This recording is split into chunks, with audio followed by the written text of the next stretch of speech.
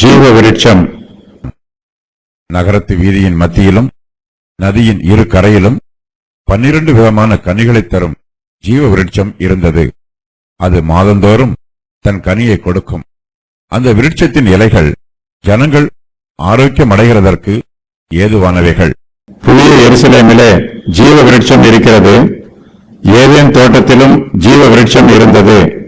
தேவனாகிய கர்த்தர் பார்வைக்கு அழகும் புசிப்புக்கு நலமுமான சகலவித விருட்சங்களையும் தோட்டத்தின் நடுவிலே ஜீவ விருட்சத்தையும் நன்மை தீமை அறியத்தக்க விருட்சத்தையும் பூமியில் இருந்து முளைக்க பண்ணினார். ஆதியாகமம் 2:9. ஏதேன் தோட்டத்தில் இருந்த ஜீவ விருட்சத்தை விட புதிய எருசலேமாகிய பரிசுத்த நகரத்தில் இருக்கிற ஜீவ விருட்சம் மிகவும் அழகானது, அதிக மேன்மையானது. இந்த ஜீவ விருட்சம் புதிய எருசலேமின் நகர வீதியின் மத்தியிலும் நதியின் இரு கரையிலும் இருக்கிறது. தேவனுடைய சிங்காசனத்தில் இருந்து புறப்பட்டு வருகிற சுத்தமான நதி ஜீவ விருட்சத்திற்கு தண்ணீர் பாய்ச்சுகிறது. ஜீவ விருட்சம் 12 விதமான கனிகளை தருகிறது. இந்த விருட்சம் மாதந்தோறும் தன் கனியை கொடுக்கும். ஜீவ விருட்சத்தில் எப்போதுமே கனி இருக்கும்.